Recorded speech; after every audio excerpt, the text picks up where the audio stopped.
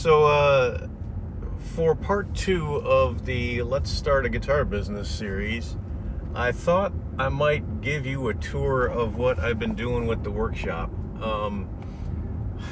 Mark is on vacation. He's on a beach this week, and I am envious. That sounds fabulous. So, when he gets back, we're going to start talking about all the businessy paperwork stuff that we have had to do and still are having to do. And I hope that'll be informative. Things like, EIN numbers and the BOI report and vendors' licenses and tax exempt forms for doing wholesale, things of that nature. But anyway, what I'm doing right now is driving to my local and fabulous Ace Hardware to get a couple bolts I need to mount my dust collection system to a basically to a static space instead of being on the rolling platform they come with. Why is it whenever I stop at this stoplight I can't think what I was going to say next? This is a very long light.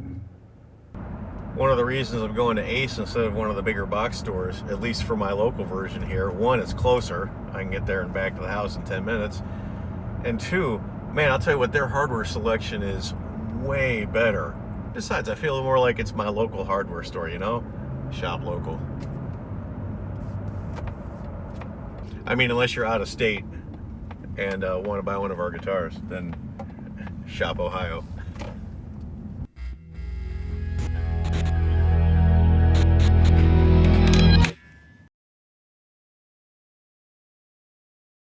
All right, so the first thing that I did, and I started doing this a few months ago, is I realized, and this was when we were kind of still thinking, is this something we want to try to do? And you've probably seen in a couple of videos that I've done, I went template happy. And that to me was sort of part and parcel with how can I be consistent and how can I be a little quicker. And so, you know, I've got neck templates now. These were made on the laser cutter. This one's got, you know, perfect cutouts for Les Paul style inlay. So I can literally use a router and a tiny little bit and get those done, which is what I did in Gary's axe. I've made these groovy two-sided control cavity and control cover routing guides. So not only does this, like, you know, it's got the center line, the general shape of the instrument it's for, and I can literally put it down, route the one, spin it, route the other, and I've got a perfect little cavity. Lots and lots of body templates for all the instruments we're doing. This is for the KZ1, which keeps going through different name changes. We've got our two-parters, so like this is the Kaiju. So we got one for the top, one for the body. Anyway, the point is I've got all these templates. On top of that, one of the biggest things that I personally had to deal with was this space. This space was driving me crazy. It's just too much junk in here. Every time I do anything, I've got to move 8 things to get to the thing I want to work with or work on.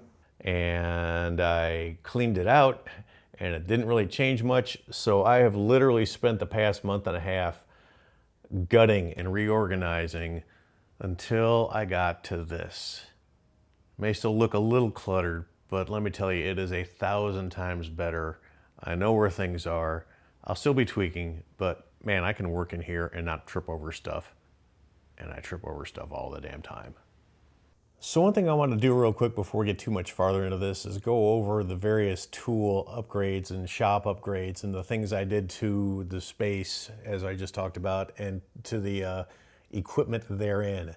I'm going to do this more like a montage, so it's a little bit quicker than what I might normally do if I just talk through it. Quick for me is a relative term. Let's see how relative.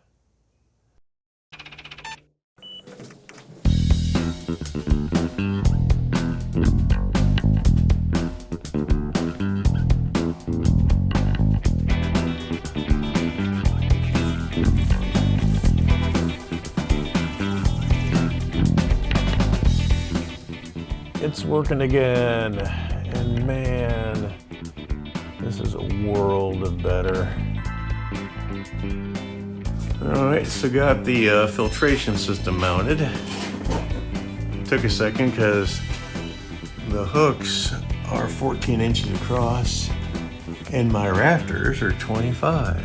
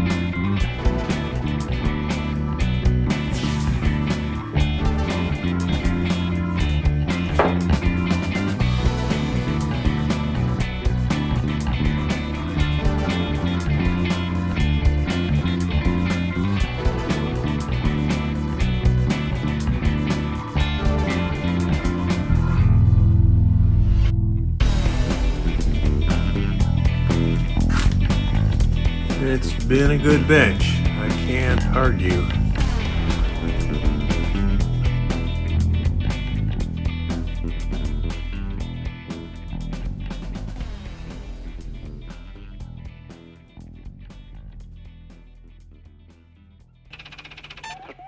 Alright, so my old table saw was causing me fits. The fence would not be square to the blade. No matter what I did, it has caused numerous bad cuts, and I just had it. So I picked up a Grizzly Geo 96201 hybrid open stand table saw. It comes out of the box with these stainless steel wings.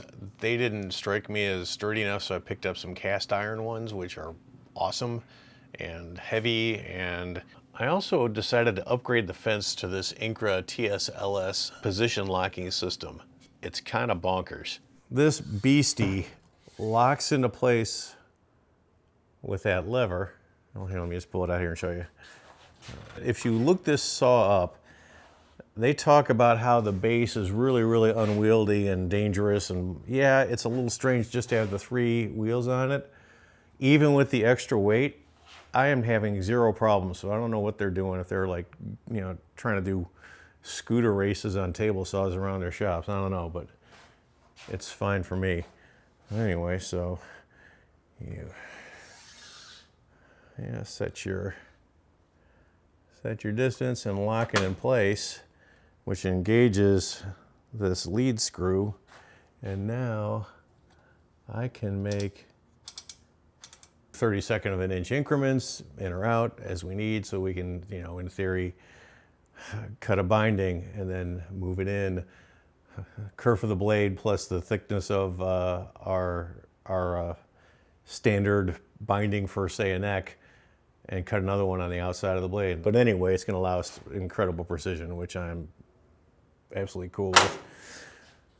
Took the old table saw, which was causing me grief, ripped it off its stand, got rid of the fence, and installed my fret saw blade, and now my old fret sled will just live on here permanently, so now I have a dedicated fret saw. Let me kind of go over the router table saga.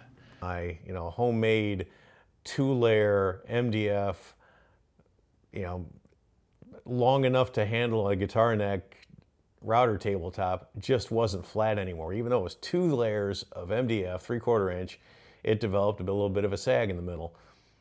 And on top of that, my plywood fence was no longer exactly straight. So, okay. And for some things, it's not that huge a deal, but anything going against the fence, especially something like a truss rod slot or a carbon fiber rod slot, it's a major problem. So, I think I found a mouse home.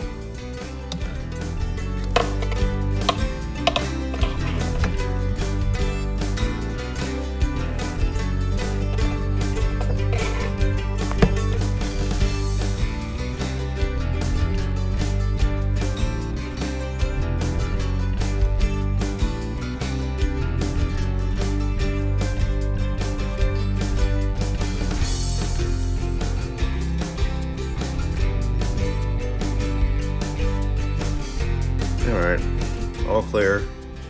Mouse safely relocated outside.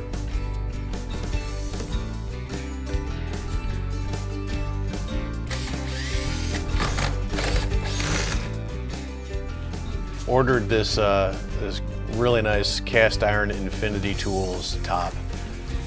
Weighs more than I do, I swear. I had to kind of come up with a way to triangulate the holes in the top with, you know, new holes in the table. And since the cast iron top is not as long as my current table and it is wider than my current table, I didn't have a real easy way to come up with how to measure those marks. So basically just marked the cast iron with a Sharpie and triangulated in from those marks, drilled the holes and mounted it thusly, which seemed to look pretty nice.